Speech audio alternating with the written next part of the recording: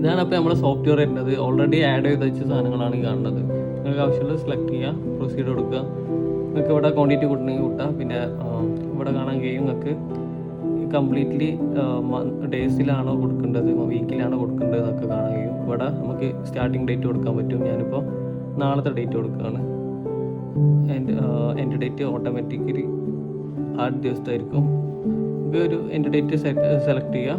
എന്നിട്ട് നമ്മുടെ കസ്റ്റമറിൻ്റെ പേര് കൊടുക്കുക. കസ്റ്റമറിൻ്റെ പേര് ഒന്നെങ്കിൽ ഓൾറെഡി നിങ്ങൾക്കുള്ള കസ്റ്റമറുടെ ആണെങ്കിൽ കസ്റ്റമർ ഡീറ്റെയിൽസ് നിങ്ങൾക്ക് ഓട്ടോമാറ്റിക്കലായി വരും. അല്ലെങ്കിൽ പുതിയ കസ്റ്റമറിൻ്റെ ഡീറ്റെയിൽസ് ആഡ് ചെയ്യുക, റൺ കൊടുക്കുക. പേയ്മെൻറ്റ് ഏത് രീതിയിലാണോ അടയാളപ്പെടുത്തുക, എന്നിട്ട് ക്രിയേറ്റ് റെൻറ്റ് കൊടുക്കുക. അപ്പോൾ ഇവിടെ നിങ്ങൾക്ക് പ്രിൻ്റ് വരും. ഇത് വേണമെങ്കിൽ നിങ്ങൾക്ക് കസ്റ്റമേഴ്സിന് കൊടുക്കാൻ പറ്റും. ഈ പ്രിൻ്റ് വേണമെങ്കിൽ കസ്റ്റമേഴ്സിന് കൊടുക്കുക.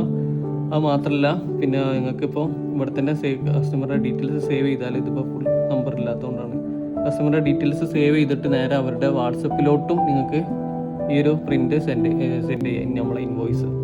പിന്നെ അതുപോലെ തന്നെ നമ്മളെ റെൻ്റലിൻ്റെ ഈ ഒരു ഡാഷ്ബോർഡിൽ വന്നാൽ നിങ്ങൾക്ക് എല്ലാ കാര്യങ്ങളും കാണാൻ പറ്റും. ഇത് റിസർവ്ഡിൽ വന്നത് നമ്മൾ ഓൾറെഡി നാളത്തെ ഡേറ്റാണ് കൊടുത്തുകൊണ്ടാണ് ഇവിടെ റിസർവ്ഡിൽ വന്ന് കിടക്കുന്നത്. ഇനിയിപ്പോൾ ആൾ വന്ന് പിക്കപ്പ് ചെയ്താൽ പിക്കപ്പ് കൊടുക്കുക, അപ്പോൾ ആക്റ്റീവിലോട്ട് പോകും. ഇതിപ്പോൾ കറൻ്റ് ആക്റ്റീവായിട്ടുള്ള നമ്മുടെ റെൻ്റലിൻ്റെ ഡീറ്റെയിൽസ് ആണ് നമുക്ക് ഇവിടെ കാണാൻ കഴിയുക. ഇനിയിപ്പോൾ എക്സ്റ്റെൻഡ് ചെയ്യുകയാണെങ്കിൽ എക്സ്റ്റെൻഡ് ചെയ്യുക. അതുപോലെ തന്നെ ഇനി ആൾ റിട്ടേൺ വന്നിക്കണമെങ്കിൽ സാധനം റിട്ടേൺ എടുത്താൽ റിട്ടേൺ കൊടുക്കാം. കാണിച്ചത് അതിന് മുമ്പ് നമുക്ക് കോൺടാക്റ്റ് ചെയ്യണമെങ്കിൽ ഇവിടെ തന്നെ കോൺടാക്ട് ചെയ്തിട്ട് ഏത് രീതിയിലാണോ കോൺടാക്ട് ചെയ്യേണ്ടത് കോൺടാക്ട് കൊടുക്കാം. ഇപ്പോൾ ഞാൻ റിട്ടേൺ കൊടുക്കുകയാണ്. റിട്ടേൺ കൊടുത്താൽ നേരെ റിട്ടേൺസിൻ്റെ ആ ഭാഗത്തോട്ട് പോകും.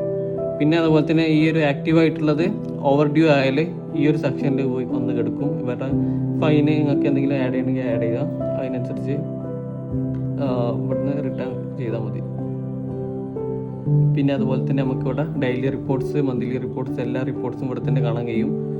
പിന്നെ അതുപോലെ തന്നെ സ്റ്റോക്ക് ഇവിടെ നിന്ന് ആഡ് ചെയ്ത് എന്തൊക്കെ ലെഫ്റ്റ്, ഏതൊക്കെ ഏതൊക്കെ സ്റ്റോക്ക് ഇല്ലാത്തത്, പിന്നെ അതുപോലെ തന്നെ എന്തെങ്കിലും എക്സ്പെൻസ് ഉണ്ടെങ്കിൽ അത്, പിന്നെ പർച്ചേസിൻ്റെ ഡീറ്റെയിൽസ് ആഡ് ചെയ്യണമെങ്കിൽ ആഡ് ചെയ്യുക. പിന്നെ അതുപോലെ തന്നെ നമ്മുടെ കസ്റ്റമറിൻ്റെ ഡീറ്റെയിൽസ്, അതുപോലെ റീസെൻ്റ് പർച്ചേസ് ഡീറ്റെയിൽസ്, അതുപോലെ തന്നെ ഇനിയിപ്പോൾ എന്തെങ്കിലും അഥവാ ക്രെഡിറ്റ്സിന് കൊടുക്കുകയാണെങ്കിൽ അത് എത്ര തരാനുള്ള കാര്യങ്ങളൊക്കെ ഇവിടെ തന്നെ കാണാൻ കഴിയും.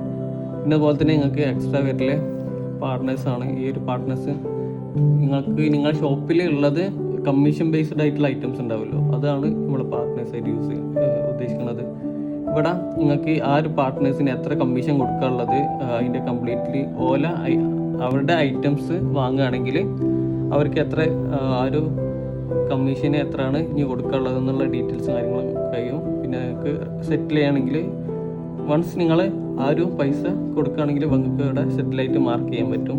അവരുടെ ഹിസ്റ്ററിയും കാര്യങ്ങളൊക്കെ നിങ്ങൾക്ക് ഇവിടെ തന്നെ കാണാൻ പറ്റും, എത്രയാണ് കൊടുത്തിട്ടുള്ളത്. ഈ കാര്യങ്ങളൊക്കെ നിങ്ങൾക്ക് ഇനി PDF ആയിട്ട് എടുക്കാൻ പറ്റും, അല്ലെങ്കിൽ എക്സലിലോട്ട് കൺവേർട്ട് ചെയ്യണമെങ്കിൽ കൺവേർട്ട് ചെയ്യാൻ പറ്റും. പിന്നെ അതുപോലെ തന്നെ നിങ്ങൾക്ക് ഇനി ബാർകോഡ് യൂസ് ചെയ്തിട്ട് നമുക്ക് പ്രൊഡക്റ്റിൻ്റെ കാര്യങ്ങൾ ആഡ് ചെയ്യണം എന്നുണ്ടെങ്കിൽ അതും ചെയ്യാൻ പറ്റും.